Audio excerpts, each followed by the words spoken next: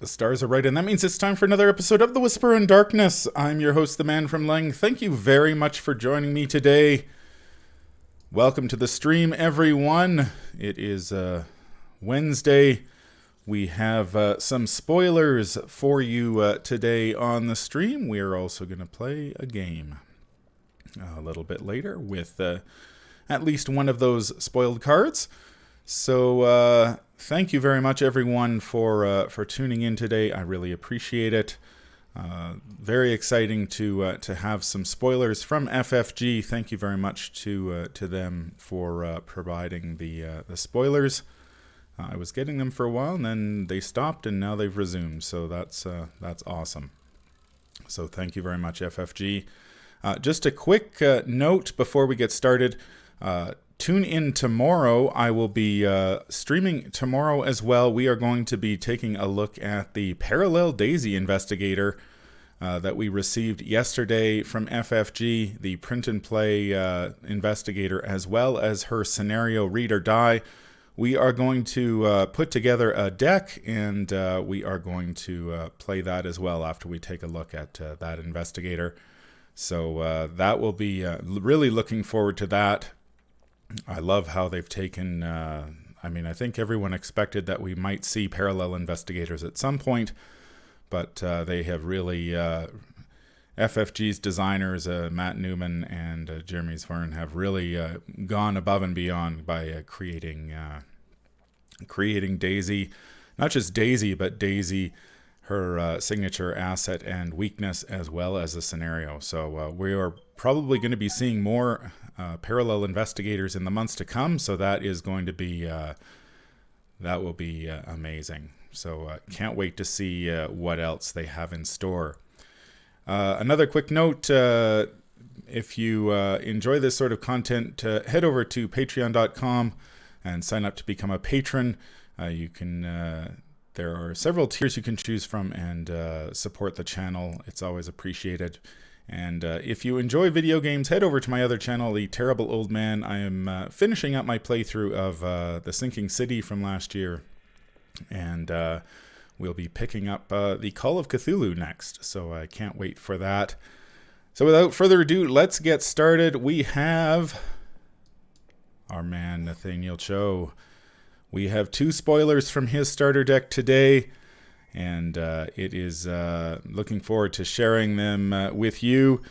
Before I get started, I just want to thank the patrons of the channel. These guys keep the lights on here on the Plateau of Leng, and I always appreciate them for their support. They have the Arkham Horror LCG community is amazing, and these people go above and beyond every month to bring you content like these reviews.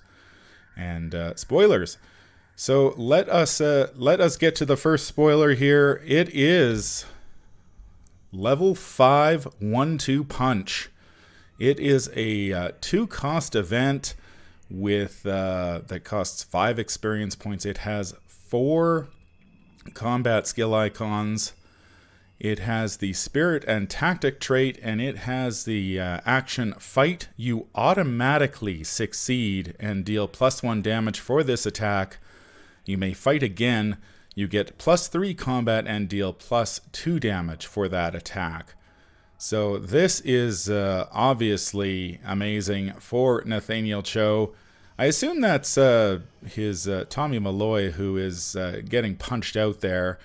And so the fight action here, you automatically succeed. There are not very many cards in this game that allow you to automatically succeed without pulling a chaos token. So this is exceptionally good when you are in a do or die situation, or you're playing on hard or expert, where the chaos bag is there's a lot more variance to worry about. You're automatically succeeding, and you're dealing +1 damage, but you're dealing you're actually dealing +2 damage because of Nathaniel Cho's ability, because it is an event. And so you're hitting for 3 with this and automatically succeeding. You throw a vicious blow on this, and you are doing an incredible amount of damage in one shot. The literal one punch here to take an enemy out. Then you get to follow it up with another attack. You get +3 combat, +2 damage for that attack. So if Nathaniel has his boxing gloves on, he's a 9 before you pull from the Chaos Bag, and he's hitting for, again, 3 more damage. So if you are looking to take down a box, this is the card for you. Now, it is, I do see some, I did sort of consider whether this is worth the 5 experience points. I think if you're playing on Hard or Expert, this is a card you're definitely going to be upgrading to because of that automatically succeed clause in there. I think if you're playing on lower levels of difficulty like easy or standard, this may not be necessarily a card that you pick up. Just because Nathaniel is already, I believe, the 1-2 punch level 0 gives him +1 already. So if you're hitting with the boxing gloves on, you are already at a 7 with by playing 1-2 punch, and you're dealing you're going to be dealing 2 damage. So that's not too bad for a level 0 card. So you're getting a little bit of extra damage. It's really that you're paying for that automatically success. And yeah, that's true. There is that slight difference in the game text. The level 5 version is you may fight again, and the level 0 version is you may fight that enemy again. So if you play the level 5 version, you can indeed fight a different enemy at your location. So you can punch out one enemy and then knock out another one that happens to be nearby. If there aren't that many enemies that are going to be able to stand up to the amount of damage that Nathaniel can push out. So that would be very nice. So you knock out one enemy and then go after another. So I think if you're playing, if you've got a big boss fight coming up, I was thinking this morning of somebody like Haster, where Haster, in Dim Carcosa, if you are pulling tokens from the Chaos Bag, your odds of success really narrow towards the end. If you're fighting Haster, something like this just takes all that out of play, and you will knock him out. So very interesting card here. 5 experience points is pretty steep, and you're getting 4 combat skill icons. I can't imagine ever playing this for the 4 combat skill icons, but I mean, they're nice, they're there. And the ability to fight 2 different enemies with this card is pretty sweet as well. Our second spoiler of the day is Nathaniel Cho's signature asset. It is his brother, Randall Cho, Concerned Brother. He is a 2-cost asset with a willpower, intellect, and willpower wild skill icon. He is an ally and medic.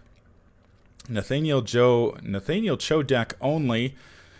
As a free triggered ability, after Randall Cho enters play, you may heal 3 damage or search your deck or discard pile for a weapon asset, play it, paying its cost, and shuffle your deck. He has 1 health and 3 sanity, and he takes up an ally slot. You got to give this up, Nathaniel. Sooner or later, you're going to get yourself killed.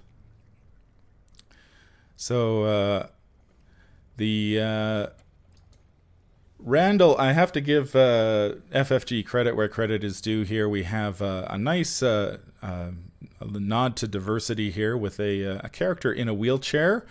Who knows how he got there? Perhaps Nathaniel's signature weakness, Tommy, put him there. But Randall is a very nice card for the early and late game. He, if you draw him early, you can drop him into play, search your deck for a weapon, and you can pay its cost and then put that weapon into play. So he's got a prepared for the worst like ability, like Tetsuo from the which one was it? 1,000 Shapes of Horror. But if you draw him late game after Nathaniel is already set up and he's taken a bunch of damage, then you can drop Randall into play and heal some damage. And heal 3 damage. That would come in very handy late game. Randall also has a huge pool of sanity there, 3 sanity to soak up. So if Nathaniel has Randall in play, he will have a total of 9 sanity to work with, which is pretty good considering his willpower is only average. Now, I think Randall makes a very tempting target for calling in favors. If you use Randall to, you can drop him into play, have him soak some horror, then bring him back to your hand with calling in favors, search up your deck for another ally, or then just drop him back into play for 3 more healing, and you get and you get your ally back. So 3 healing and 3 horror soak. That's a pretty nice deal. If you need to, say, swap Randall with another ally, say if you need a beat cop for a big battle that's coming up, you could swap them. After the battle's done, you drop Randall back into play with, and away you go. So a nice card for Nathaniel. It does some healing without taking up an action, which I always like. Well, an action on its own. You're piggybacking the healing here on another card, which is always welcome. And if you don't need the healing, well, he will. Randall knows where the boxing gloves are hidden, and he will go get them for Nathaniel, and you will be able to fight whichever enemies come your way. So very nice card, of course, as you would expect for a signature asset in this deck. Who knows? Maybe at some point down the road we will see a signature, a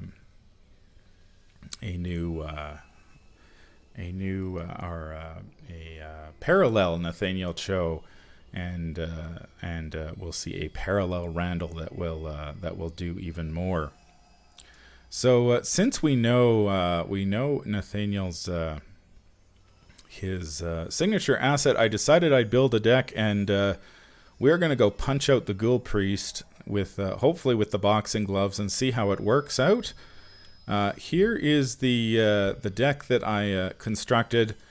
It has a 32 Colt in it just as a backup. We've got Flashlight, Boxing Gloves, Fine Clothes, Beat Cop. I was sort of tempted to go either Beat Cop or Alice Luxley just for the +1 intellect. I ultimately decided to go with Beat Cop. I'm hoping there's enough Investigate in this deck to pick up clues. I'm hoping there should be. We'll see. We've also got 1 copy of Physical Training to boost his willpower, a Smoking Pipe just in case we run into sanity issues. We've got Clean Them Out, which is the new event that will be coming out in the starter deck. That is a fight action that gives you 2 resources. We've got 1 Counterpunch that lets you attack an enemy after it attacks you. Of course, the 2 evidence, both for the intellect skill icons as well as the picking up clues after you defeat an enemy. 1-2 punch, of course, 1 prepared for the worst and 2 scene of the crime. And in the skills department, we have steadfast, just 1 copy of that, 2 copies of take the initiative, 2 copies of unexpected courage, and 2 copies of vicious blow. I really wanted to put calling in favors in this deck, but we are playing Return to the Gathering, so it's a pretty short scenario, so I'm not too worried about needing to bounce Randall in and out of play. So that will be certainly something to consider for next time. Now, we do not know Randall's signature weakness, of course, Tommy Malloy. So rather than where I decided what I would do, since apparently now deck building, the deck building restrictions are FFG's pulling off the gloves and letting investigators build decks with. I never thought I'd see a Daisy deck with Guardian cards in it, but I guess that's a thing now. So rather than, since we don't have Tommy, I put in one copy of the Mob Enforcer and one copy of the Detective, two ally weaknesses, and we'll also draw one more weakness when we start the game. So we'll have 3 weaknesses in our deck. We'll see how that should more than make up for whatever Tommy would do. So who is ready to punch out a Ghoul Priest? I know I am. Let's get ready to rumble here. I think we're set up here in Octagon. We will, if this works the way it should, we should be ready to go here. There we go. All right. So we have Nathaniel Cho. His special ability, of course, he's 3 willpower, 2 intellect, 5 combat, and 2 agility. Criminal and Warden. His response is when you deal damage to an enemy by an event or a fight ability on an event, deal 1 additional damage. Limit once per phase. So you're not going to get, if you do the 1-2 punch level 5, you're not going to be able to deal that extra damage twice. You just get it the one time.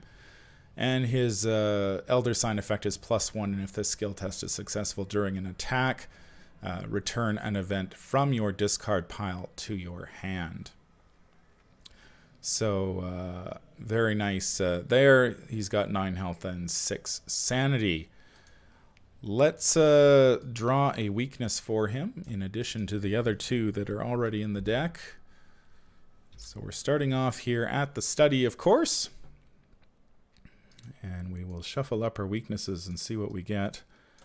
We are getting through the gates. Oh, that's an interesting one. So that will take out one of our cards. Hopefully, we do not hit our boxing gloves, because I wanna use those to smack the Ghoul Priest around. So let's draw our opening hand. Whoops. What did I do? Whoa. There we go.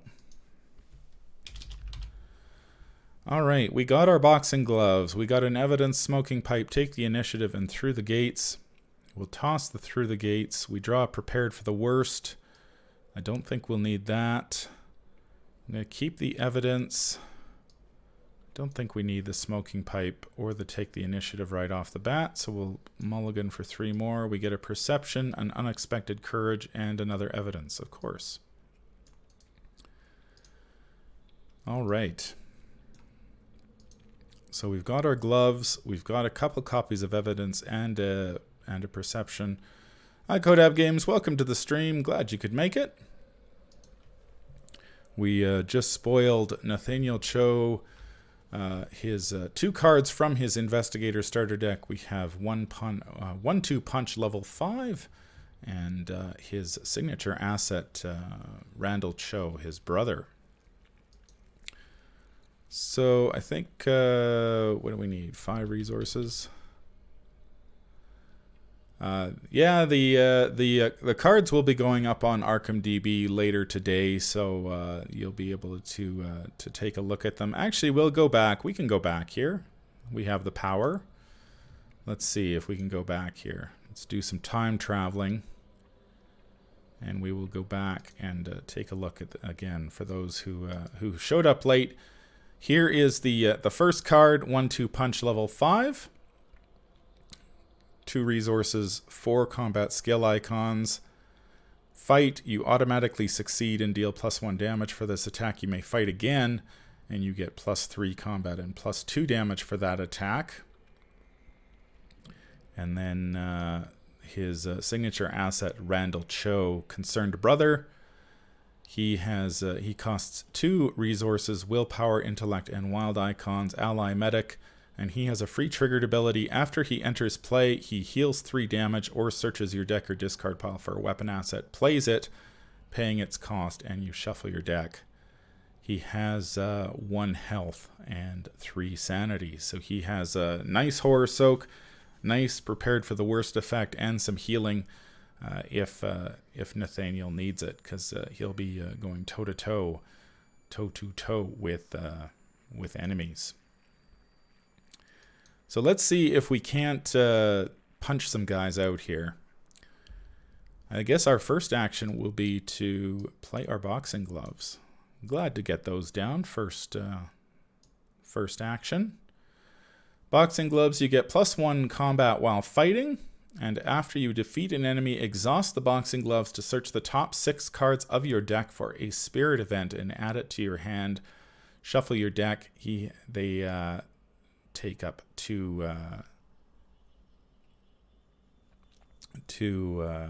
hand slots. Actually, this deck needs a bandolier. That's what it needs, because if we're going to investigate with the flashlight, we'll need a bandolier. Randall does know where the boxing gloves in. He's I think he's Nathaniel Cho's cut man in his corner. So if Nathaniel Cho takes a beating, Randall can step in with the medical kit, and he knows where the spare boxing gloves are to fight with. So that was our first action. Let's investigate. This could be rough because we don't have a ton of investigate here. We'll come into perception to go 4 versus 3. Chaos Bag says +1. So we grab this clue. Hi Ben, welcome to the stream. Glad you could make it. We just spoiled Nathaniel Cho's 2 cards from Nathaniel Cho's deck. The 1-2 punch level 5 and Randall Cho, his brother, his signature asset. Let's move in here. Move into the guest hall. 1 shroud location, 0 clues. Investigators in this location cannot take draw actions. And we get our first weakness of the game. We draw the Stubborn Detective. Hunter, while Stubborn Detective is at your location, treat your investigator as if his or her printed text box were blank, except for traits. So he will blank our... actually, we couldn't have done that. Sorry, I need to go back here because we were here. So we would have drawn a card for the perception, and then we would have drawn this. So we have 1 action remaining, and then we would have had to have fought this guy once. So we will go 6v3. And we draw -2, so we will take he will take a damage, and then he will attack me for a damage. And now we are caught back up where we need to be. 1 doom on the agenda. Our encounter card is going to be Dissonant Voices. No events or assets. That's fine. So our first action will be to punch out the detective. So we will go 6v3 again. And that's a 0. So we deal with our first weakness. There are 3 weaknesses in the deck. Since we don't have Tommy Malloy, we don't know what he does yet. Then we'll move, and then we will move again. We move up to the bedroom. Forced after 2 shroud location, 1 clue. Forced after you fail a skill test while investigating the bedroom, discard 1 card at random from your hand. So we may need to use one of our evidences here to investigate next turn. But we get a scene of the crime too, so that is just as good. I am using some of the revealed cards, Silent Storm. I am using the Investigator, some of the cards that have been spoiled from the deck, as well as the one of the cards we spoiled here earlier, Randall Cho, which is Nathaniel Cho's signature asset.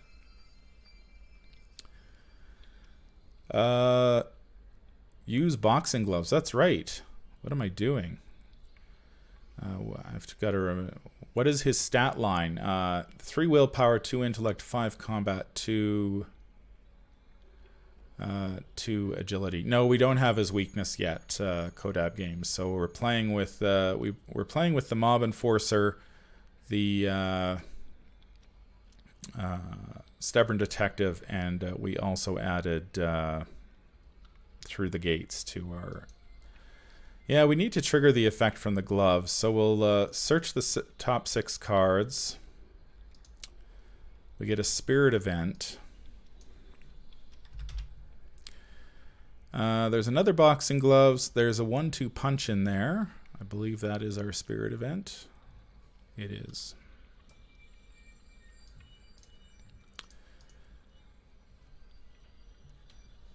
Yeah, I figured Kodab Games, I figured that Tommy is probably Nathaniel's toughest opponent in the ring.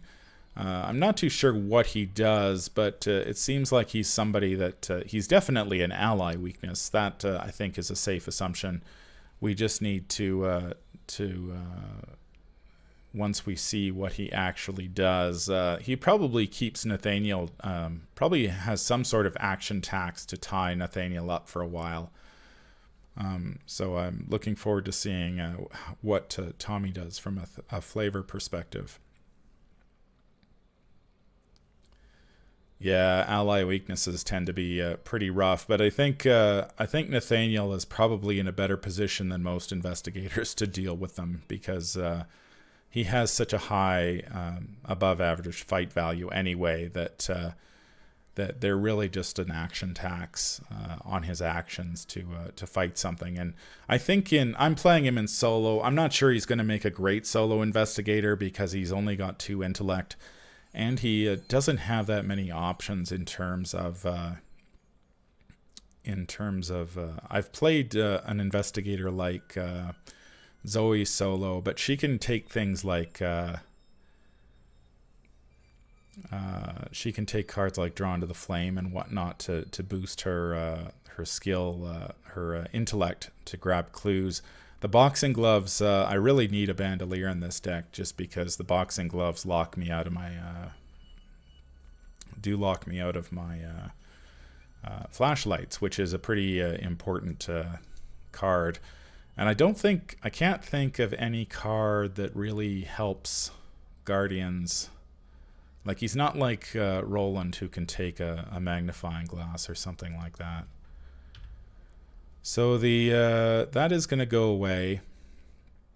We've got a 1-2 punch in our hand. We've got a Scene of the Crime, so we can set that up next turn. Let's go to the next Mythos phase.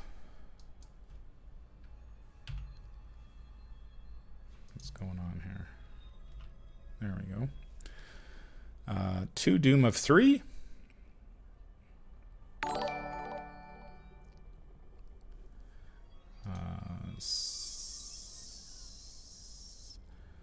Sully McSully, thank you very much for the follow. Really appreciate it.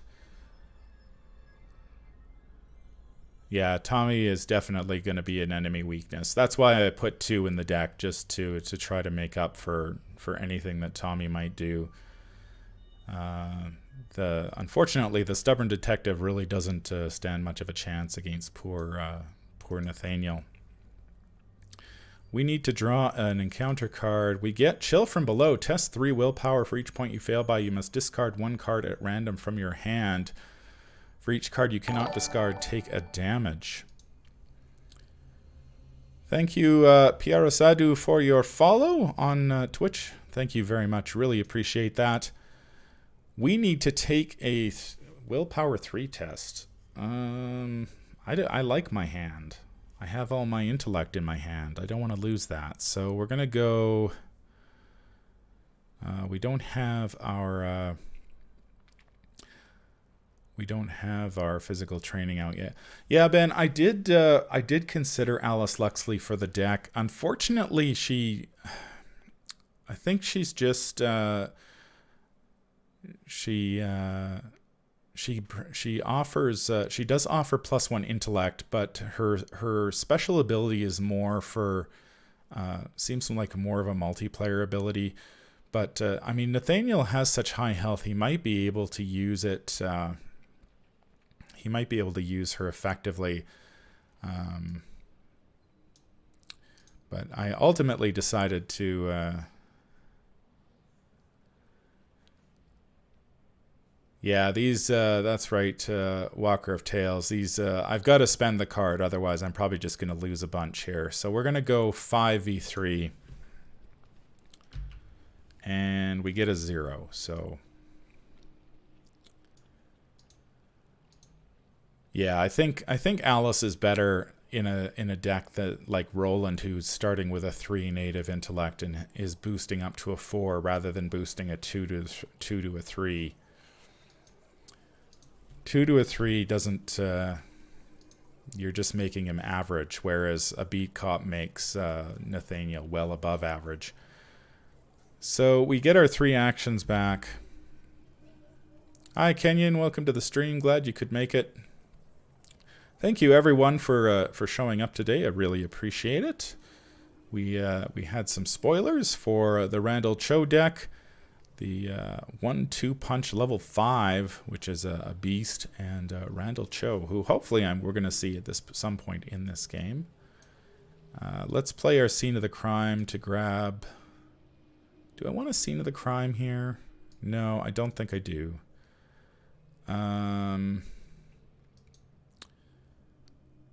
think the odds are good enough that we just go straight up. Although this has no, we have to scene of the crime here because that has terrible Ryan, I don't think the gloves are going to be enough. I think usually if I'm building a Guardian deck, I have like 4 weapons. I put a couple of 32 Colts in this deck just because he has such high native combat skill that the +2 damage and lots of ammo works pretty well with him. Who knows? I mean, we'll have to wait and see what his deck has in it. I know there is at least one ally, Greta. I think it's Greta Wagner. She was sort of spoiled in the fan. We don't know what she does. But, of course, that will be very interesting to see because Nathaniel has the 2 allies. Will have at least 2 allies in his deck. Nathaniel Cho, his brother, being 1, and Greta. So we'll have to see what they end up doing. I'm not too sure if his starter deck will have more weapons besides the boxing gloves. The gloves are pretty good. I mean, they do everything he wants to do. Now I think yeah, you can combine the boxing gloves with a gun, which seems kind of strange. I mean, if he's shooting a gun while he has the boxing gloves on, he does get that +1 combat while fighting, so you get the boost from the gun as well as the boxing gloves, even though that looks the image of a guy shooting a gun with boxing gloves on seems ridiculous. Let's move down here to the bathroom. Maybe our friend the bathroom ghoul will show up again like he did for Stella and we can punch him out too. 1 shroud location, 1 clue. After you reveal a special token while investigating the bathroom, lose all remaining actions and end your turn. So low shroud location. Fortunately, I'm hoping we'll see another scene of the crime in case because we're going to have to grab a clue maybe at the cellar, which is going to be tough. We see our second copy of boxing gloves. That's right. That's right, Ryan. Randall's more like do as I say, don't do as I do. He's just like, yeah, it's just like, stop doing that. No, I didn't spend the resources for scene of the crime. I'll do that now. Yeah, he's like, you've got to stop this. You're going to end up dead. But here is an even bigger weapon to kill your enemies with. So he's really an enabler. I think Randall chose the enabler of the group here. We are advancing this turn. We are up. So lead investigator must decide. Choose one. Either each investigator discards one card at random from his or her hand, or the lead investigator takes 2 horror. We will, I don't know, discard a card at random. We're not really going to be in horror trouble. I highly doubt it. I'm going to take the 2 horror. Hopefully we'll see Randall at some point, and we can have some soak. Agenda 2A, Rise of the Ghouls. 7 Doom Threshold. We will go draw an encounter card, which is going to be rats. Let's punch those rats. No problem. Let's punch the rats. We are going 6v1. Oh, look at that. We get an auto fail. First one of the game, which is unusual for me. So the rats don't have any, we just lose an action. That's unfortunate. Let's try again. We get a skull this time. So the rats die. We can trigger the boxing gloves. Yeah, that's great. You can do that every time. Search the top 6 cards for an event. For a spirit event. Let's go find a spirit event.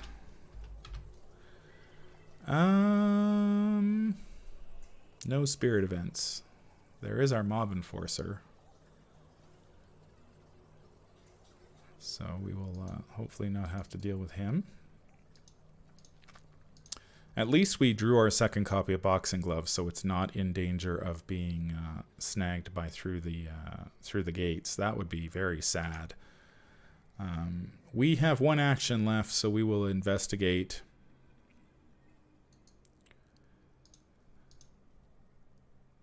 Yeah, he's... well, I mean, if Nathaniel's killing something every turn, he's going to be able to... I imagine his deck has quite a few spirit events, so there'll be a lot of searching going on to keep his combat going. I already like that aspect of him.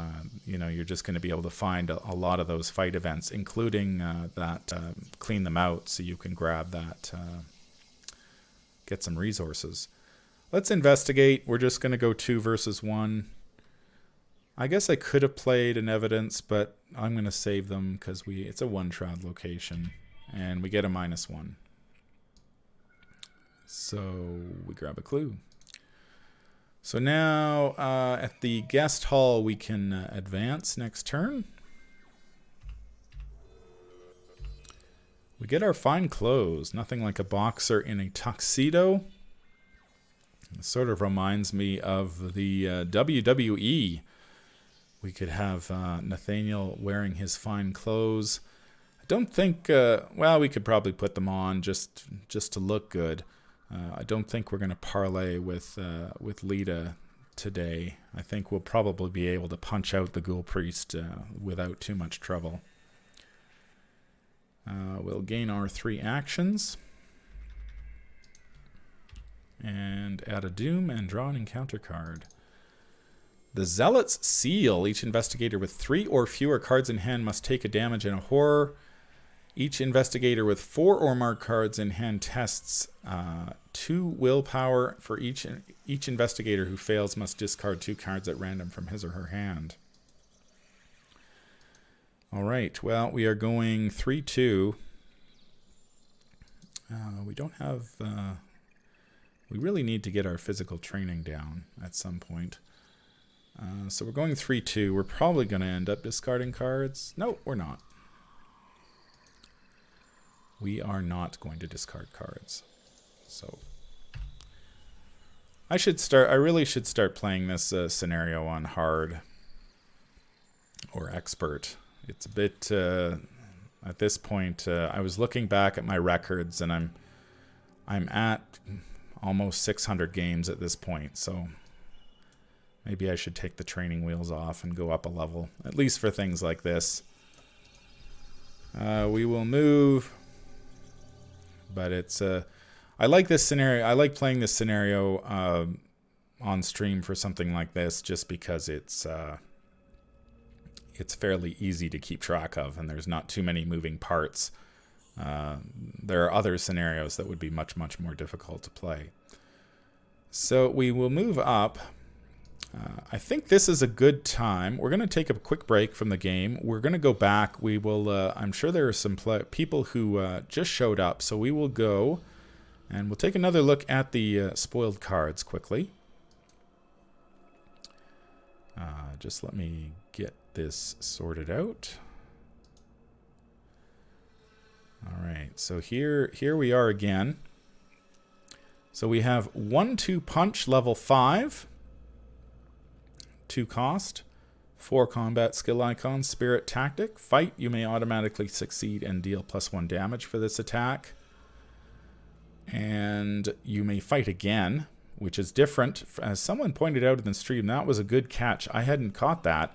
If you succeed, the level 0 version is if you succeed, you may fight that enemy again. This one just lets you fight again. So Nathaniel's hitting for 3 damage with the 1/2 punch, level 5. And then you get to fight again. You get +3 combat and +2 damage. So you can dish out 2, 3, 4, 5, at least 5 damage, plus what if you have any vicious blows or whatnot to add to it. We also have Nathaniel Cho, Nathaniel's concerned brother and enabler. He has a medical kit, which of course goes with his ability, which is a free triggered ability. After Nathaniel Cho enters play, heal 3 damage or search your deck or discard pile for a weapon asset, play it, paying its cost, and shuffle your deck. He's got 1 health and 3 sanity. So I think Nathaniel's all about the revenge. He got beat up, and now he's now he wants revenge. So he is going to send Nathaniel out to beat up whoever beat him up. So I'm hoping to see Randall at some point in this this game. Yeah, David, the backstory is really good. Classic sort of pulp storyline. We can advance here, so we will spend the 3 resources to flip this over. Choose an investigator in the guest hall. The chosen investigator immediately moves to the hole in the wall and reveals it. And I have to move to it. I must test. We move there. And then I've got to test 4 willpower. For each point we fail by, we discard a random card from our hand. So we're going 3v4. Yikes. That's not great. We get a cultist. I believe that's -1. And if we fail, we take a horror. So we are 3-2. So we're discarding 2 cards at random, and we're taking a horror. Oh, we may need those fine clothes after alls. Okay, I didn't switch. There we go. There we go. Back we go. Thank you very much. So yeah, we move to the hallway, and we end up taking a horror from the cultist token, and we lose a couple cards at random. So we lose our other copy of boxing gloves and our fine clothes. That's sad. We need to grab an attic and a cellar. Okay. And the parlor. Deep below parlor.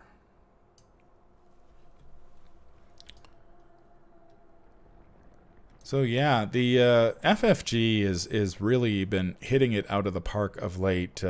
Just amazing stuff for this game that has been released in the last month and a half or so has just been amazing for this game. We kicked it off with the Investigator Starter Decks, which sort of came out of the blue. I don't think anybody saw that coming. We get 5 new investigators there. Then we get the Innsmouth conspiracy announced last week with 5 more investigators, including Sister Mary, Amanda Sharp, Trish, I believe, is the rogue, and then Dexter, and Silas hasn't been confirmed, but it's pretty much confirmed that he is the survivor. Then we have yesterday's announcement that we're getting parallel investigators, so now we have a daisy that you can play so many different ways that deck builders are just going to have a field day. I can't imagine the programming that's going to have to go into Arkham DB to account for the various, the different daisy builds that you can make now. And I hope that you will tune in tomorrow, because that is what we are going to play. We're playing new Daisy, Parallel Daisy through Read or Die. So that will be very interesting indeed. Nathaniel's going to go to the attic. It's the old attic. It's the old attic. We're going to take another horror. Wow. Okay, now it's starting to get serious. We're up to 4 horror, so now is the time we need Randall to show up. We need Randall to show up and say, hey man, you need to take it easy.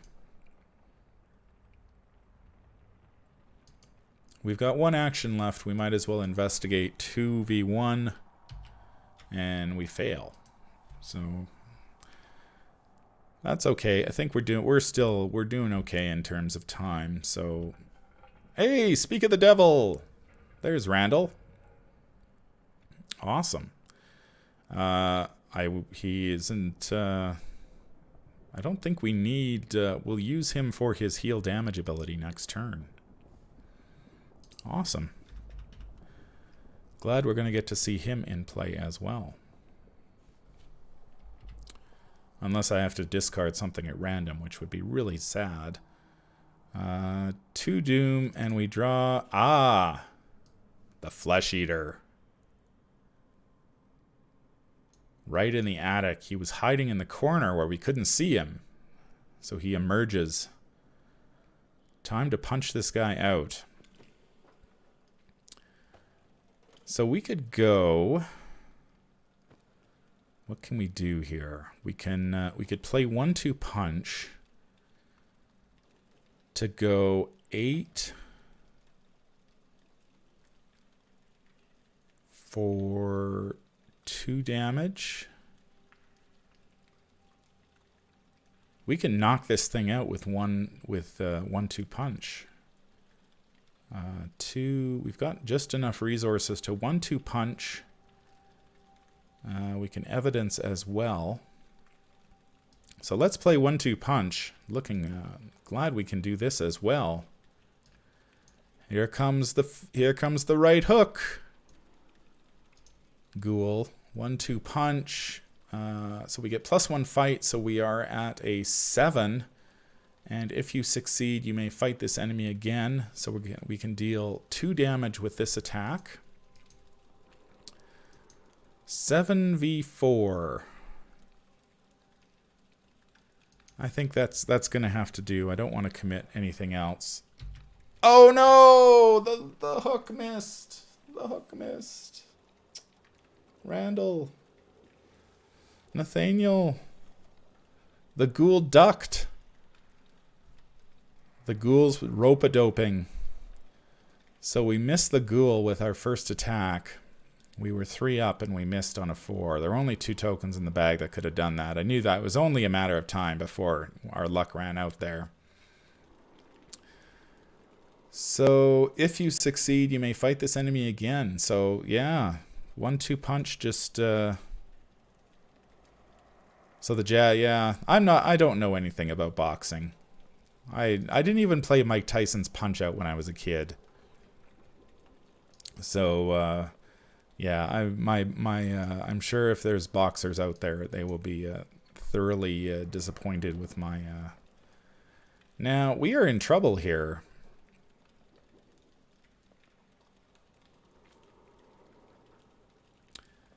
Yeah, we're dead. That was a huge blow. Wow. How much can I hit for?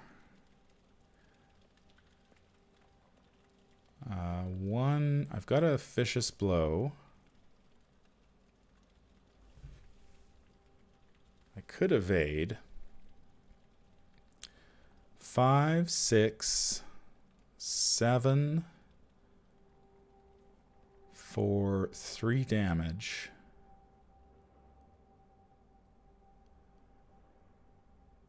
I've got 2 actions. I can hit him for 4 still. Oh no. By an event or fight ability on an event. Right, I need a fight ability on an event. So I can only deal 1, 2, 3. So I have to evade. Wow, Nathaniel, that punch. You overextended yourself, and now we are in trouble. We drew the ghoul just as we wanted to get Randall down. If we'd had Randall down, we would have been fine. But now we're in a tough spot because of that -4. That is how the Chaos Bag goes. So we are going to evade. We are going 2v1. Yeah, it really chilled. Like one Chaos Bag pull just changed this game on a dime. Because now we could die. But we'll go 2v1. Chaos Bag says that's a -2. And we take a damage. All right, Nathaniel, you've got 1 shot. You got to, what's the boxing term? Like when you put your gloves up and you're bobbing and weaving, trying to avoid being hit.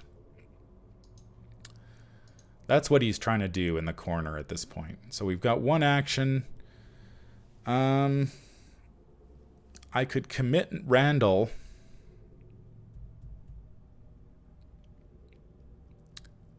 Hi, Ranhammer. Welcome to the stream. Glad you could make it. Hope everyone out there is doing well and staying safe. Randall. Do I commit Randall? 3v1.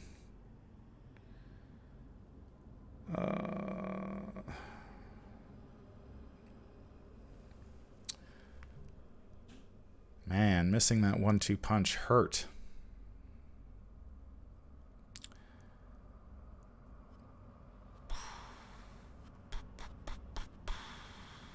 To commit Randall or not to commit Randall? That is the question.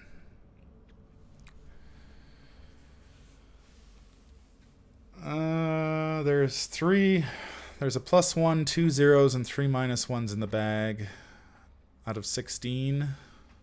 And the Elder Sign.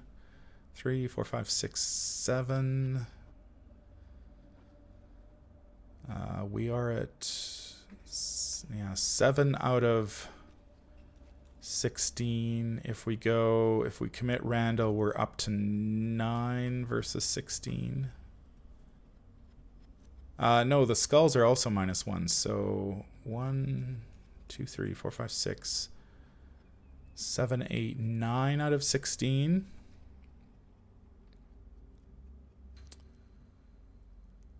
Uh, 10 out of 16. I don't know. I'm not going to commit Randall. If we die here, we die. Chaos Bag says -2. We die.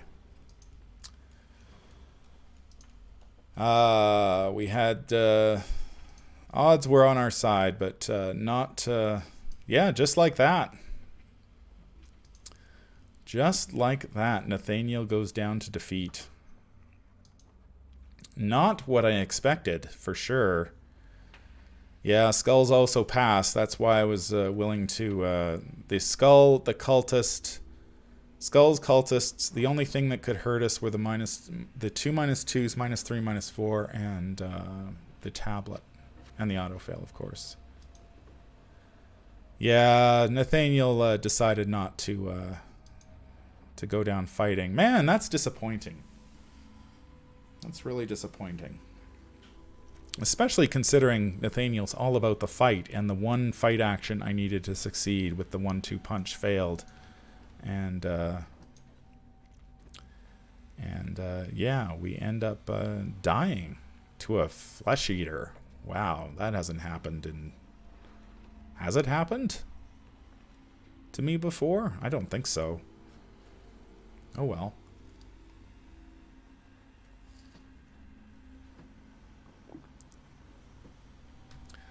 All right.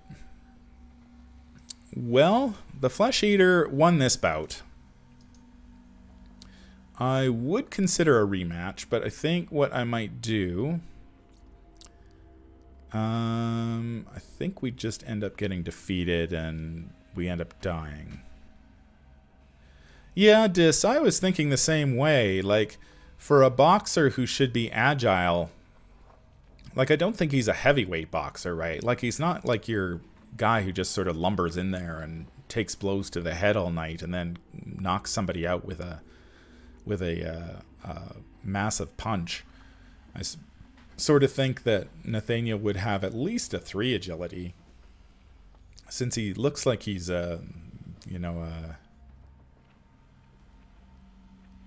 maybe there are cards in his box that make him fast. 2 agility is pretty low. I mean, that's below average for sure. So let's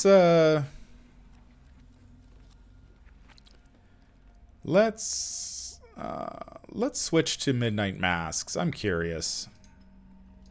That's going to be harder, I think, just because of the higher shroud values. But let us try. So I can't really fault Nathaniel for this one. We were 3 up before that pull. We would have killed the Ghoul Priest in 1 action. Instead, we miss, and then Nathaniel just didn't have a follow-up. So maybe that's something to keep in mind if you're playing Nathaniel in the future. That if you are going for one of those the big events, you really need to make sure they hit, because otherwise you are going to be in deep trouble. Because especially with the boxing gloves, you end up with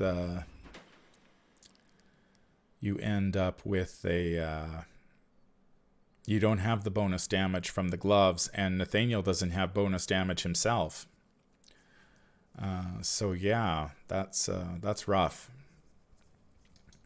So the gloves are really good, but if you miss with your big event, then Nathaniel isn't quite he's not a good counterpuncher. So I'm just throwing out boxing lingo. I don't know if it makes any sense or not. Andreas, I think we should probably put some XP in the deck if we're going to play Midnight Masks. Probably, I don't know, 5, 6. Let me see here. So I'm going to switch over for a moment. Let's go back to our PowerPoint. And we will go... No, don't do that. So we'll pull up the deck editor, see what we can do here.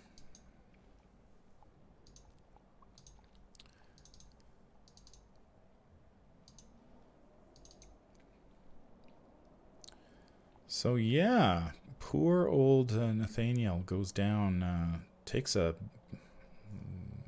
beating from the ghoul. So not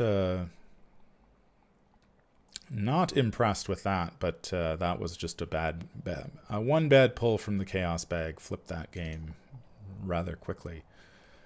Where is my deck? There is my deck. All right, so we have... What can we add to this deck? What do we think that... what would Nathaniel's upgrades be that he would like... to put in his deck? Let's say 5, 6 experience. Go with 5 or 6. We'll see what we can buy first of all. What would, and then we'll decide on how much we're gonna. We're already playing with a couple extra weaknesses, so we want XP greater than 0.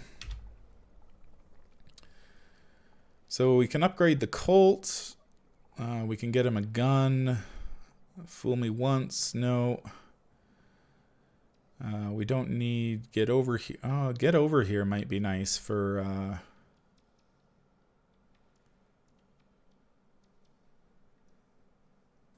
engage it and attack it. Yeah, I don't have that. I've had worse. Would be pretty good.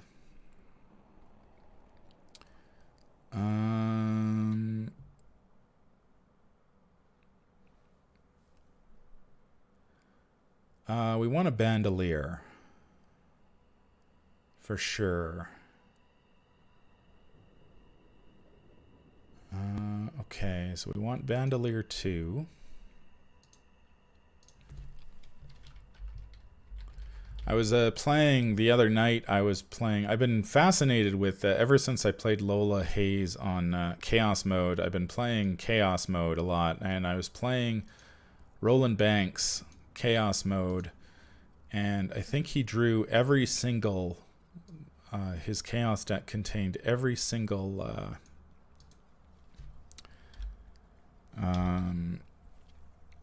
multiplayer Guardian card that is possible. So it was, he did beat up the Ghoul Priest, though. He did better than Nathaniel did. So a completely random Roland Banks deck beat this scenario that Nathaniel didn't.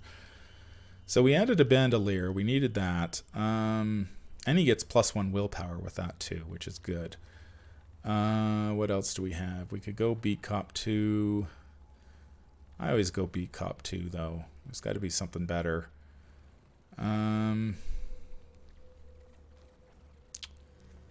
Keen Eye?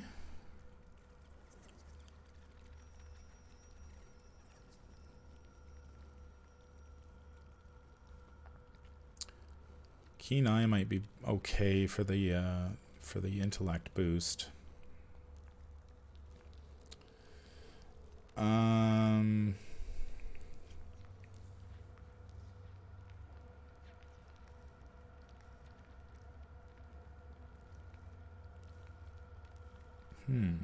Not seeing a ton of stuff that I really want to add. Maybe a Keen Eye would be okay, because that's a permanent. That would put us at 5. A Keen Eye, 2 bandoliers, and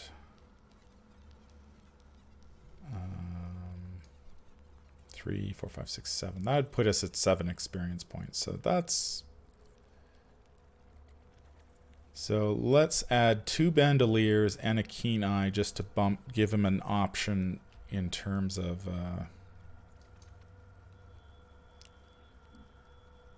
Ryan says, so Rope-a-Dope refers to leaning against the ropes, looking tired to goad your opponents into overextending since they think you're nearly beat. Well, poor Nathaniel. I guess Nathaniel wasn't rope-a-doping then because he was just beat, period.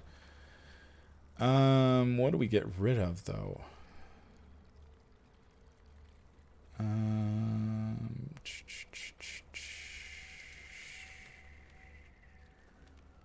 Let's take 1 perception for that. And then we'll throw a Keen Eye in there, and that'll do it. Should also probably add his Investigator card, since I forgot to do that.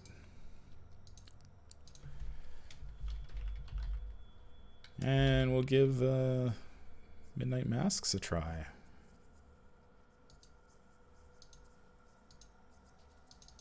Yeah, maybe that ghoul was a boxer in life, and he'd seen that sort of move before, and he was just like not having any of it. Because he sure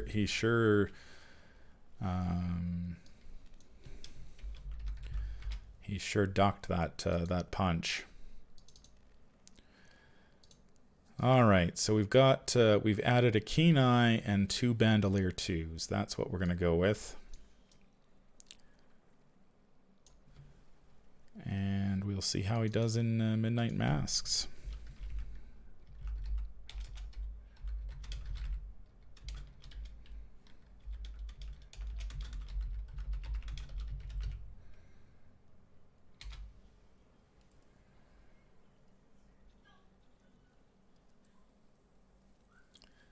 Okay, so that's done. Let's come back to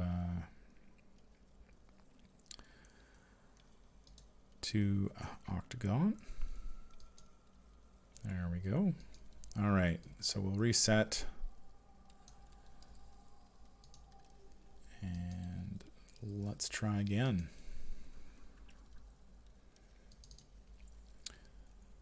You can do it, Nathaniel. I believe in you.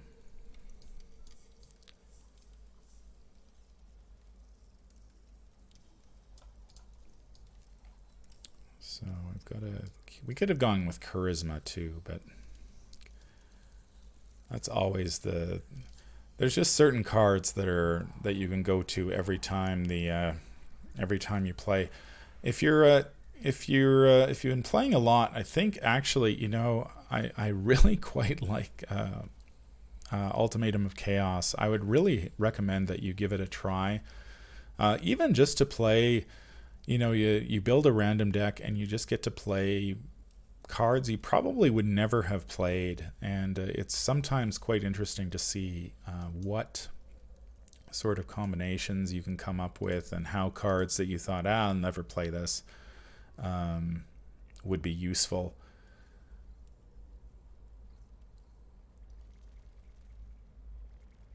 Yeah, and on the hunt, that's right. Is it Aljoska? Aljoska? The on the hunt would be good in this deck as well. To grab enemies instead of treacheries. Yeah, I quite enjoy. I've quite enjoyed the games of Chaos 8 Ultimatum that I've played. Just because it's. Yeah, it's a pain. I mean, it's nice that you can get. If you go over to Arkham DB, you can just bang out a Chaos deck in no time flat.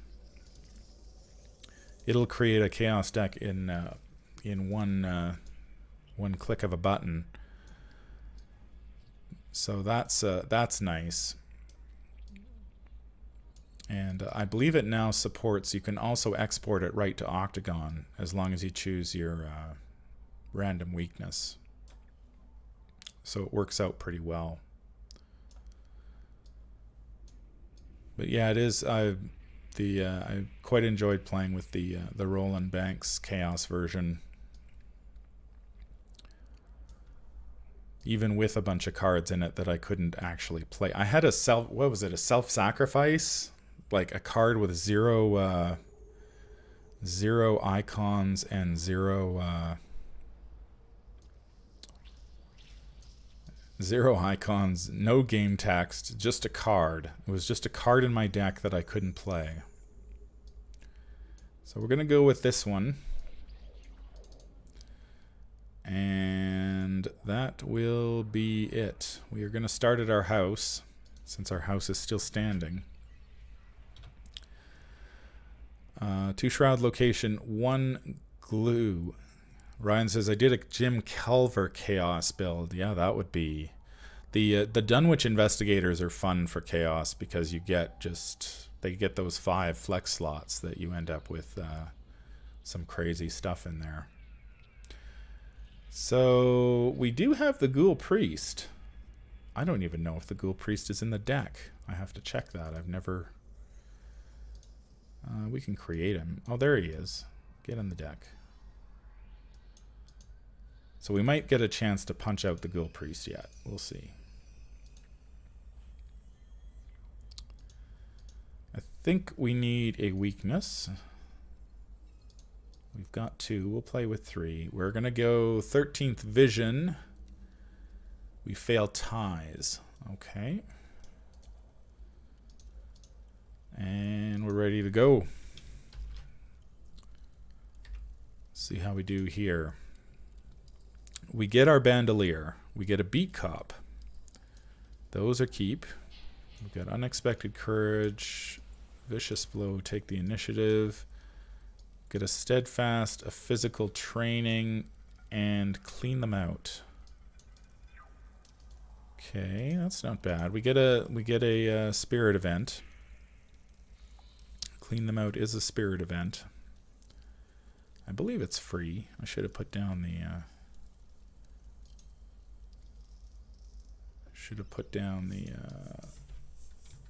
the cost. I believe it's free. It is free. Free Spirit event. All right. Time to redeem yourself, Nathaniel. No boxing gloves, but we do have a Bandolier and a Beat Cop. So let's play the Beat Cop first. So we're up to 6 combat. Let's investigate 2v2. Draw -3. And we'll try again.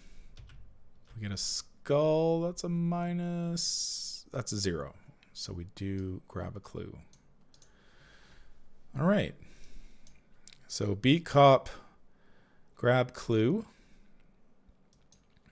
And we need to generate enough resources that we can start using Keen Eye. But we do have a Clean them out, which will get us 2 resources. How many clues do we need for a cultist? 2? 2. We get an Unexpected Courage, and we add a Doom. First card is Obscuring Fog. That's fine. It's better there than anywhere else in the board. Obscuring Fog is definitely... Nathaniel does not like to be obscured at all, because he does not have the intellect to find his way out of a fog. I guess you could say punch drunk. Oh, boxing puns.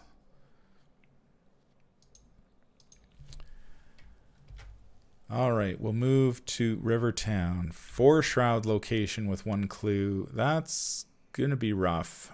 I think the graveyard is where we want to go.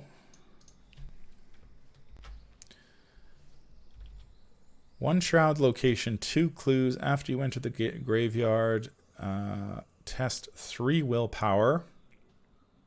So we're going 3v3. We'll pitch a Steadfast to that. Yeah, it's got a ton of icons on it. We've got 10 or more health and sanity for sure. So it's got 3 willpower icons. So we're going 6v2. 6v3, sorry. And we get a -2. So we do move successfully to the graveyard. And we have 1 action remaining. We will investigate 2 versus 1. And we get an Elder Sign. I don't want to fail and move this after the last time I died due to horror. I saw Randall last game, but 1 turn too late. So we get an Elder Sign. +1. And that's all. So we've got enough for our first cultist. But we want to get this easy clue. We've got some fine clothes on the way. Fine clothes in the graveyard. 2 of 6 doom. We need to be ready for whatever comes out of this agenda. So we need a weapon of some kind. So getting... we get a false lead. Oh, this is awful. That's awful. If you have no clues, gain surge. If you have 1 or more clues, test 4 willpower. For each point you fail by, place 1 of your clues on your location. Ouch. I guess we commit the unexpected courage to try to prevent some of this, but that's... I don't know, that's...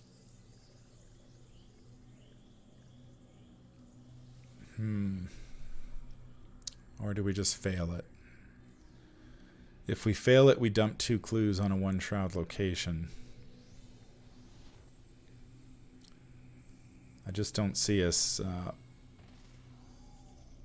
even if we're only even, so our odds of success are not good.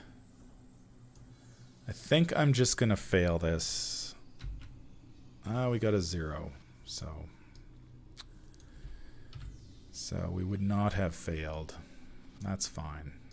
It's a little slower than I'd like, but let us use our... We can use Keen Eye, so we'll spend 2 resources to get +1 intellect until the end of the phase. So we'll go 3v1 for the first attempt. We get a -1. We go 3v1 for the second attempt. We get a -1. We get a 3v1 for the third attempt. We get a -1. Wow, look at that. All right, well, we pick up... that was a good payoff for Keen Eye. We grab all 3 clues, and now next turn we're ready to spawn our first cultist.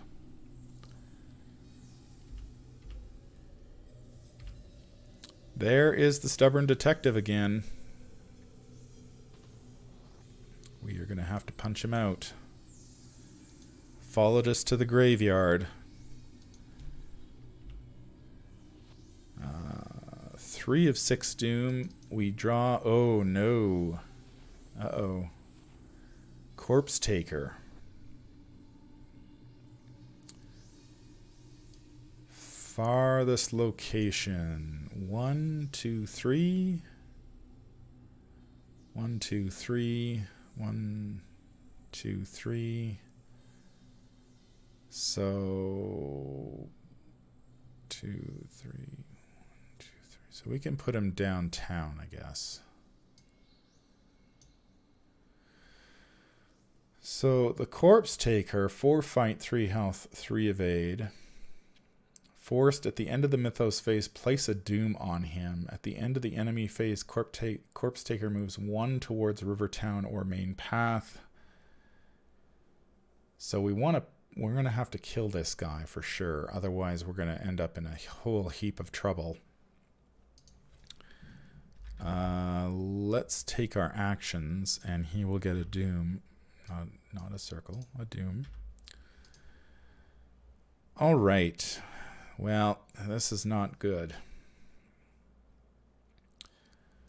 We are going 6v3 versus the stubborn detective. He blanks our text, but that's fine. Chaos Bag gives us a -3. And if we fail, place a clue on our location. So we were 6v3, so we pass. Second action, we will punch him again. We get a -2, so that is the end of the stubborn detective. And do I spawn the... I think I spawn the cultist now. Or do I wait? I really need to go deal with the Corpse Taker before I can deal with anything else.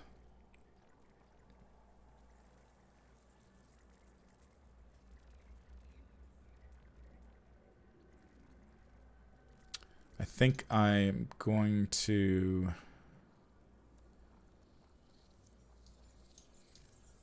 move. Normally I'd want to spawn a cultist just in case it's our graveyard, our friend who lives in the graveyard, but I feel like the Corpse Taker is a far bigger threat because we're going to be... He is going to advance us next turn. All right, we go to the enemy phase. At the end of the enemy phase, the Corpse Taker moves here.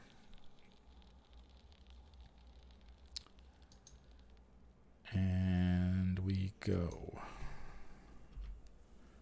Okay, we've got a 1-2 punch again. That's very helpful.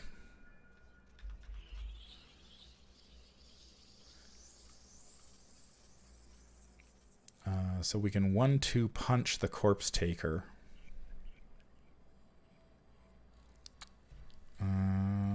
So we go 4, 5 out of 6. And we get an On Wings of Darkness. This is basically meaningless. We're just going to take a damage and a horror. We draw a -2, so we do take a damage and a horror and end up right where we were, where we are anyway. So I guess moving was a good option. Okay, Nathaniel, here's your chance to redeem yourself. Stepping into the ring with the Corpse Taker. Easttown is a 2-shroud location with 1 clue. While you are at Easttown, reduce the cost of each ally asset you play by 2. Okay. All right, Nathaniel. Bell rings. Let's play 1-2 punch. Don't have our gloves on. We're just bare knuckling it against the Corpse Taker.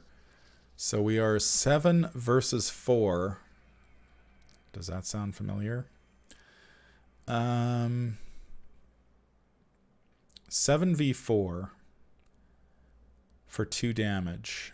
I think I am going to fix the error I made last time. I'm going to commit to this, even though 7v4 is good, but I would prefer to be 9v4 to remove everything but the auto fail. Because if the first punch doesn't hit, the second punch doesn't. So we need the first punch to hit. So let us do that. 9v4 -1. So the Corpse Taker gets punched in the face for 2 damage. We follow it up with the hook for 6, 7, 8. 8v4. That's pretty good too. Oh my god! What is it with the enemies today? They're all just like, we box. We know boxing. We know how to box. All these ghouls, monsters, cultists, they're all working out at the gym too. They're just like, yeah, whatever. You try to throw a sneaky hook at us, we'll just duck it. So Nathaniel misses again. So poor Nathaniel, he's just not having very much luck here in terms of fighting things with his boxing. Maybe I should just give him boxing gloves and a gun and let him go to town. All right, well, we have 1 action remaining. We can still kill this thing. I'm going to commit the clear them out. Or we'll play the clean them out. So we will fight the Ghoul Priest, the Corpse Taker. We will gain 2 resources. So we are going 6v4.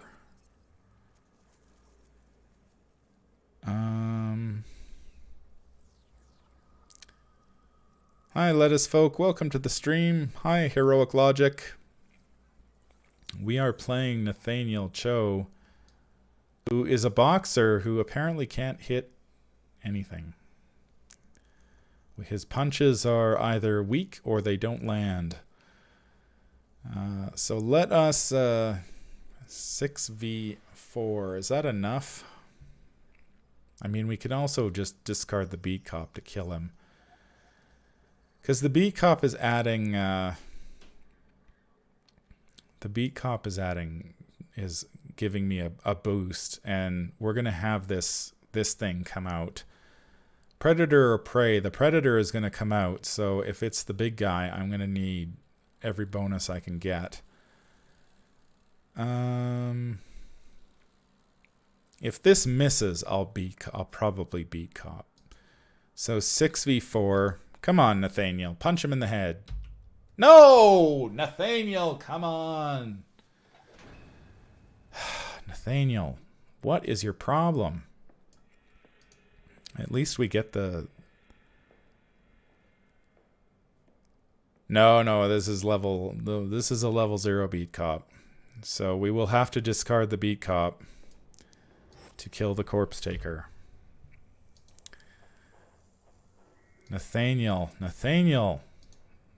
your punching is not good.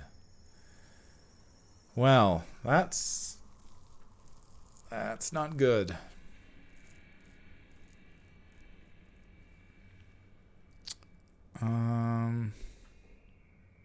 Yeah, and we're just not generating the resources we need to play physical training too.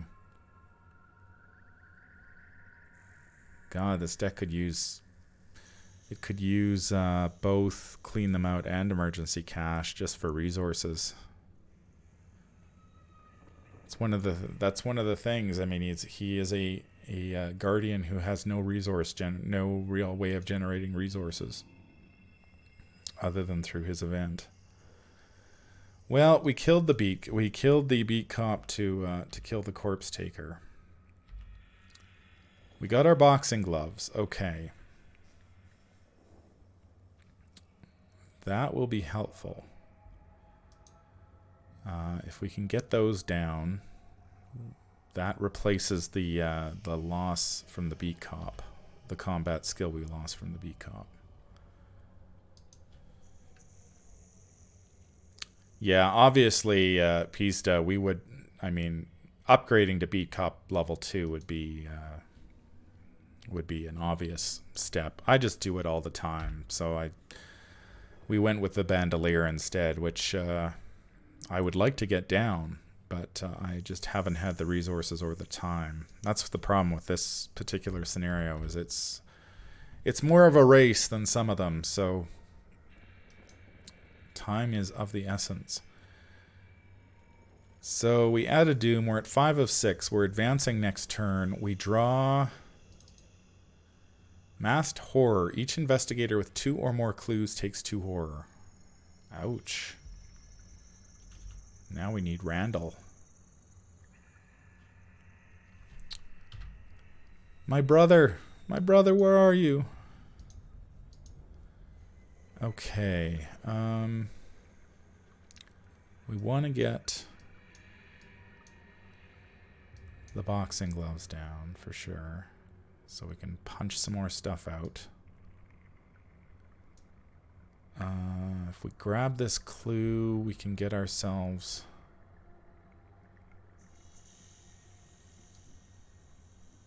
(2v2) though.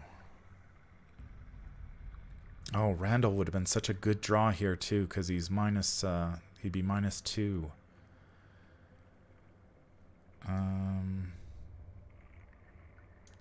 He's 2 cost, isn't he? 2. He'd be free. Yeah, he'd be free here. Oh, man. Drawing form would probably not be, would not work in our favor. We could investigate to try to grab a clue and grab a... Let's get a cultist out. Let's get our first cultist of the game out. It is going to be Victoria. She's at north side. Oh, now Nathaniel's left with the terrible choice of beating up this poor woman. Spend 5 resources. That's not likely to happen. So we're going to have to punch out Victoria as well. She is a cultist, so... And we have 1 action remaining. We might as well investigate.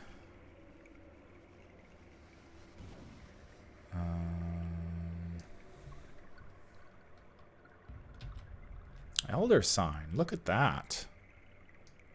Okay, so we grab another clue. Sweet. Okay, so we've got another cultist on the way. We've got 1 cultist on the table. We've got a cultist coming out here next Mythos phase, and we've got 1... and we've got 2 more clues that we can bring out another. So that's 3 cultists. So that's pretty good. Not amazing by any stretch, but good. I'd like to get 4 if we can. We get an unexpected courage during the upkeep phase. During Mythos, we advance. Which one is it? Ah, it is the Masked Hunter. I haven't had the other guy in a while. Masked Hunter is always the one who seems to show up of late. So he spawns engaged with me. Unfortunately, I have not defeated an enemy, so I can't exhaust the boxing gloves to... So he has 6 health.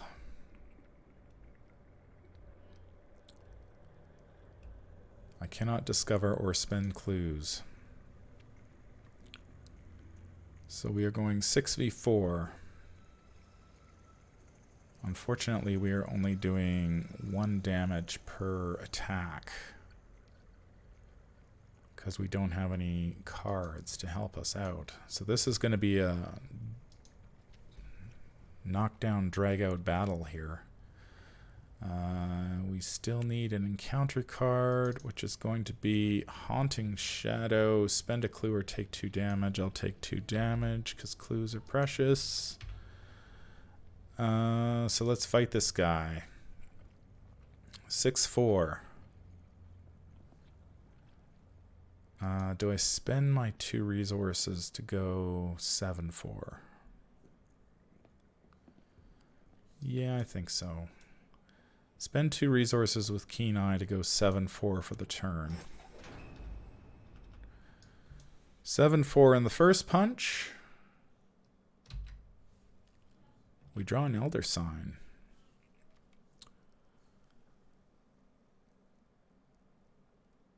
Oh, that's so good.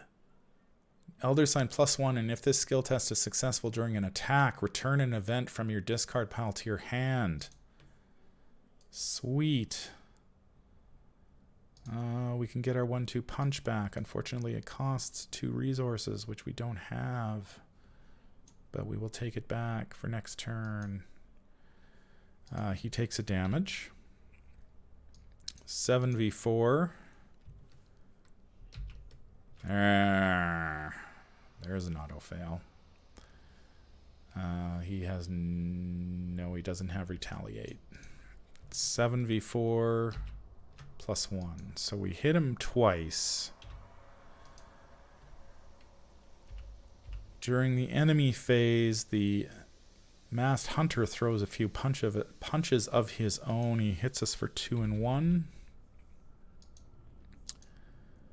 Wow. Nathaniel really needs some sanity help. Gonna need to... yeah, I probably should have taken the clean them out. The problem is oh, that would give me... No, I think you're right, LaBruce. I should have taken the clean me out. Because I can't play the other one. I can play this one for 2 resources. And then use...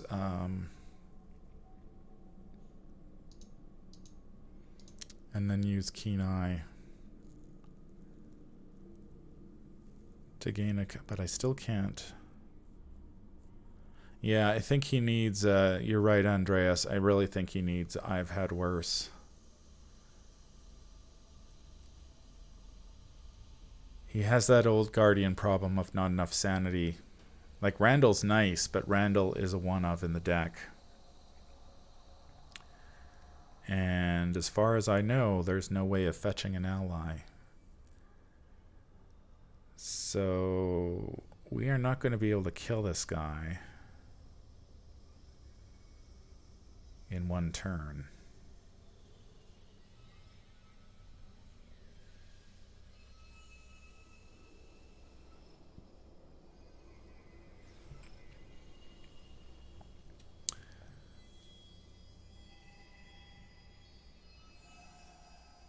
That's right. You're right.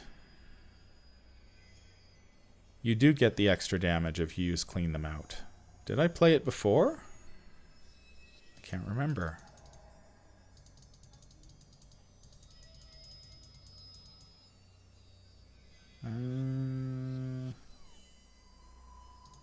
No, I didn't. Yeah, he does deal 1 extra damage with Clean Them Out, so that's good. So, where are we? I think we're in Upkeep. I did, but it was against the Detective. Yeah, we need to draw... Well, we get a Colt. That's not helpful. Not as helpful as we need it to be. Oh, that's right, LaBruce. I did against the Detective, but my text box was blank, so the Detective was able to avoid it. Right. Sometimes the card interactions. Mythos phase, we need an encounter card. Oh, look! Ha ha! The Ghoul Priest has heard about our boxing abilities. He's like, I hear you're the ranked #1 around here. So now we've got, this is bad. This just went from bad to worse. Poor Nathaniel. Everybody's heard about his boxing abilities, and everybody wants to take down the toughest guy in town, and unfortunately, wow, that's just bad timing. Well, we can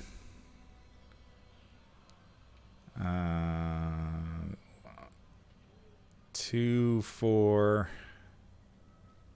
Yeah, we're dead. Aw, poor Nathaniel. Can we kill the Ghoul Priest? No, we can't. The Ghoul Priest is... I could hit him for 2, 3, 4. That's the best I can do. Yeah, they're neat. Yeah, Andreas. Eye of the Tiger. Or maybe he needs a card like Adrian. Isn't that like a Rocky thing? Or maybe just Randall. Just Randall. And then he just like destroys some enemy. That would be awesome. Well, let's try to get the 2 VPs and a cultist out of this.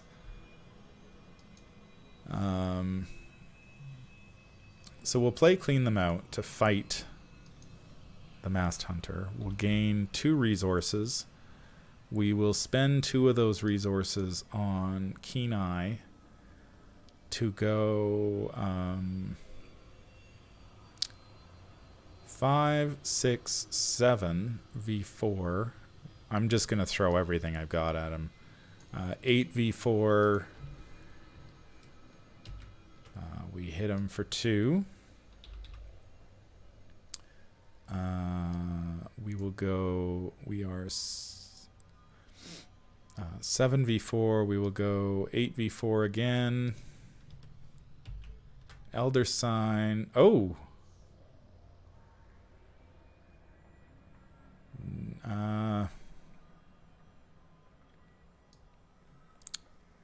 We get the mast, we get the clean them out back, but we can't trigger it again because Nathaniel's special ability is once per phase. That's not great. But we can go 8v4 again. And we get a -2. So we do manage to knock out the Masked Hunter. And then the Ghoul Priest comes in and kills us.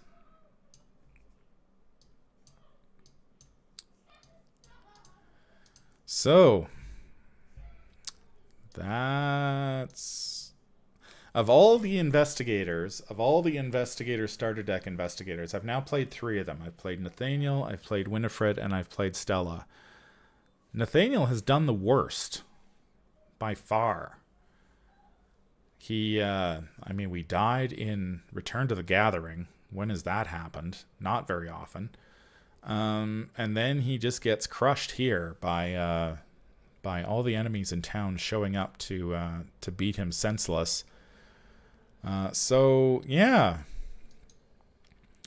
maybe not a great solo investigator. I don't know. I feel like he's okay. Like, he doesn't feel worse than... I just feel like we got bad draws. Like, pulling that bad token in the Gathering totally swung that game. And here... So, I guess if we had beat the Gathering, we would have probably killed the Ghoul Priest and we wouldn't be in this situation. So yeah, it's interesting. Nathaniel is interesting. I hate using that word, but yeah, I feel like the deck is... he needs more... I don't think I have enough spirit fight events in the deck. And I'm sure that is something that his starter deck will fix. There'll be a lot of fight spirit events that he can grab with the boxing gloves to keep things going. Because he seems like if he doesn't have one of these events, he feels really... the boxing gloves just don't do enough. You really miss that +1 damage.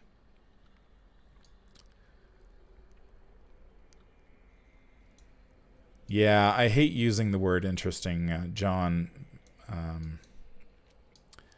I was watching some other card game reviewers, not for this game, for a different game, and I think he referred to every card as interesting. Yeah, he needs a lot of events to work well. The problem is his ability is once per phase.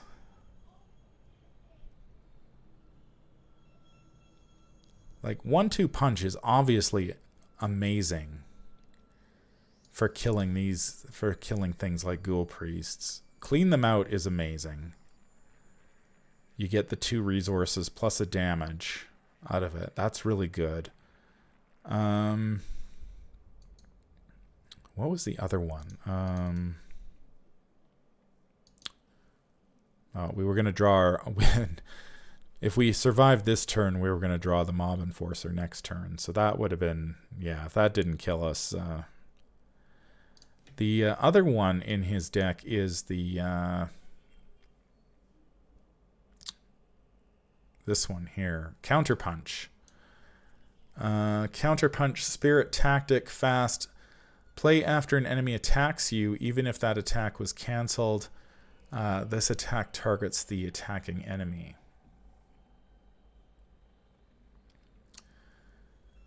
So that gives him an additional attack, and it breaks his limit once per phase, because presumably you're paying counterpunch during the enemy phase when he something punches him back, he counterpunches, and his damage comes back online, so you get that +1 damage again. So you're hitting for 2 again. Yeah, so Nathaniel's sort of, you need him to I mean, there's like Survival Knife you can attack during the enemy phase as well. So I think, yeah, Counterpunch, I wasn't initially all that, I didn't think that card was going to be that important, but I think it is important. I think it's going to be very important, because Nathaniel seems like the kind of guy, he does really good burst damage. He can hit like a truck, but then once he does his big punch, his damage tapers off unless he's got a weapon.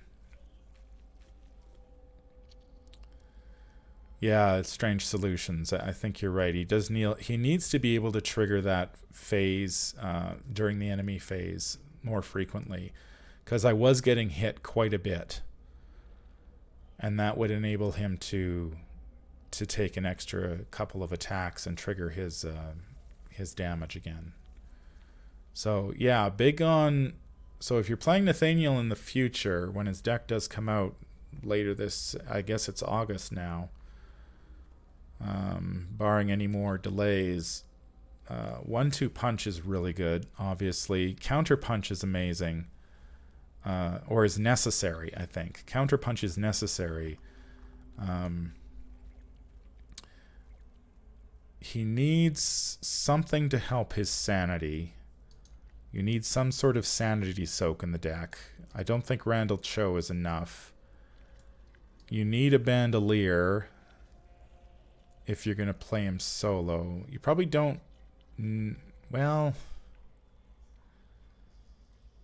I think you need the Bandolier. You need a Bandolier in his deck just to be able to give him... so he can hold the gloves, and which gets him his spirit events, and he can hold another weapon that does plus... Like the Colt, I think, is an ideal thing for that, because it's cheap. You get 6 ammo, and it does +1 damage.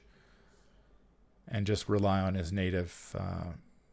so you'd be hitting for 6 with the gloves and a gun, 7 if you've got a beat cop. John asks, who do you consider the strongest solo investigator among the new characters? How do they compare solo versus the strongest standard characters? I have not played Harvey, and I have not played Jacqueline.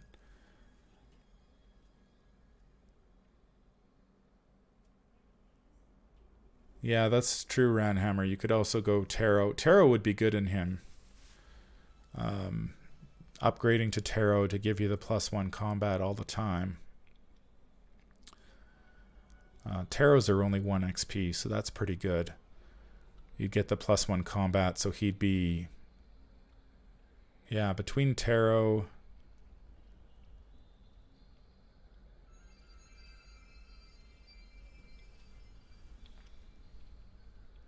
Yeah, Pizda, that's what I was asking. How does he shoot a gun with boxing gloves? I guess it's possible. It's possible. Yeah, I think you're right, Ranhammer. If you go Tarot to free up the ally slot so you can go with a more protective ally. The Grim Reaper. We'll take another quick look at the spoilers before we end off here. We're just talking a little bit about Nathaniel Cho's deck, which... So, Bandolier, Counterpunch, 1-2 punch, Probably definitely need another weapon like the 32 Colt. Probably need an ally who can soak a lot of damage and horror, because Nathaniel does tend to get hit a lot. Resources, of course, are always an issue in Guardians. Clean them out is good, but I don't think it's enough. Obviously, dodge. I mean, you may want to play dodge as well, just for those times when you're getting attacked, so you can dodge out of the way and not sustain that blow. But man, 30 cards.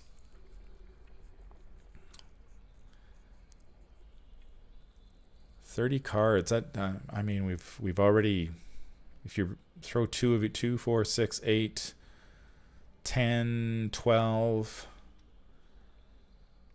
14. So we've already got, between these cards here, we've already got 14 cards in the deck, and we haven't really even addressed a lot of the issues. So he will be interesting. I think of the solo investigators I have played, Winifred is the strongest. I have beaten the Witching Hour and At Death's Doorstep, and the Secret Name with her playing solo. Secret Name took a while, but and I had to sort of rebuild her deck to do it. I used Moxie and Elder Sign Amulet to get her through the god awful willpower tests in A Secret Name, but I did manage to beat it solo. So, which I think is pretty good for a rogue, because that scenario is really rogue unfriendly. So I think Winifred's probably the strongest. Stella's pretty good though. I was impressed by playing Stella. I think there's lots of cool little interactions there that you can work with.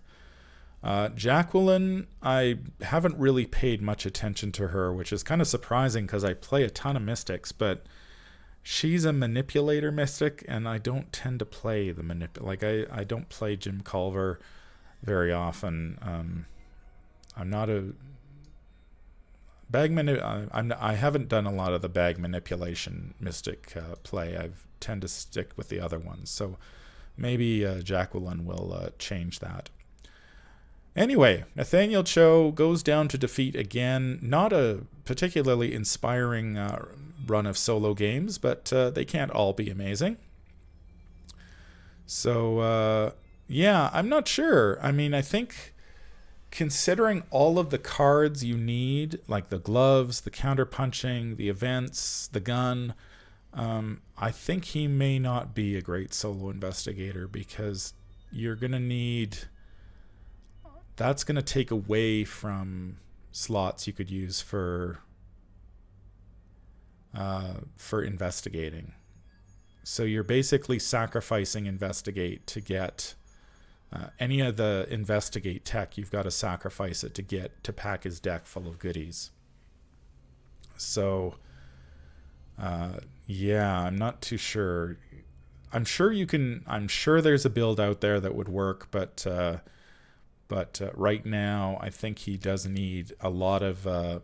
He needs a lot of spirit fighting events, bandoliers, extra weapons, gloves, some allies to soak the damage for him, and some resource generation. And then after that, then you can start thinking about intellect. And I'm just not sure with a two intellect that you're going to be able to do very much. But we have not seen his deck, so who knows what's in that thing? We will find out later this year. So let's take one quick look, just in case anybody missed it. At the spoilers, we have 1/2 punch level 5, 2 cost, 4 combat skill icons, spirit tactic. You may automatically succeed. That's what Nathaniel needs, is the auto success. That auto success would have changed everything this game, or and the previous game. You automatically succeed and deal +1 damage for this attack. Then you may fight again. That any enemy at your location, not just the enemy you fought. And then you get +3 at combat and deal +2 damage for that attack. And the other card we looked at today was Nathaniel Cho, his brother. 2-cost asset, willpower, intellect, and wild skill icons, ally, and medic. Nathaniel Cho deck only, of course, free triggered after Nathaniel Cho enters play, heal 3 damage, or search your deck or discard pile for a weapon asset. Play it, paying its cost, and shuffle your deck. It's got 1 health and 3 sanity, which would have come in very, very handy in Return to the Gathering, as well as this scenario. So perhaps we'll get a card that lets... we need a prepared for the worst for allies. That would be nice.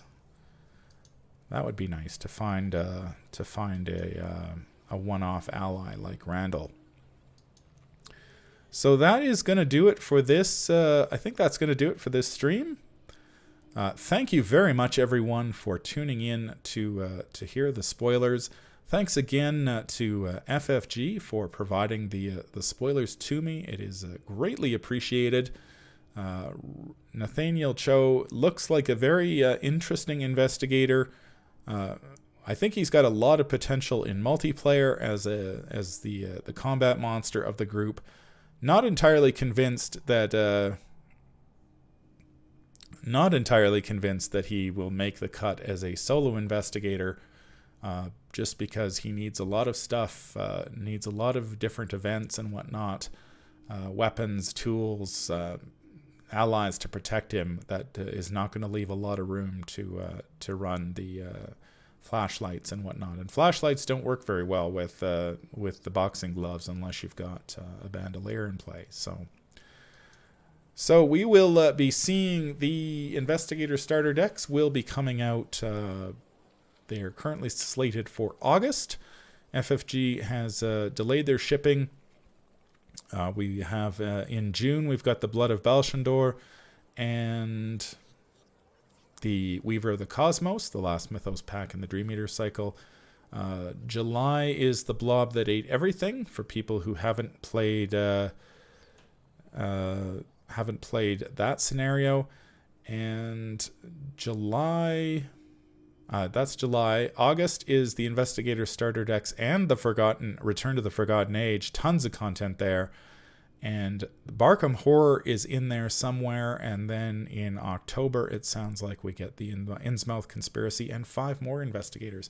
Yeah, Pista, this was fun. It's from an investigator perspective, I have to say that Nathaniel Cho is a lot of fun. You do get to play around with the boxing puns, and it's fun to imagine an investigator walking up and punching the Ghoul Priest in the face and just wailing away at him. And this was a great deal of fun. I hope that you will tune in tomorrow. We are going to be taking a look at Parallel Daisy from the new Parallel Investigator product. I can't really say it's a product since it's print and play.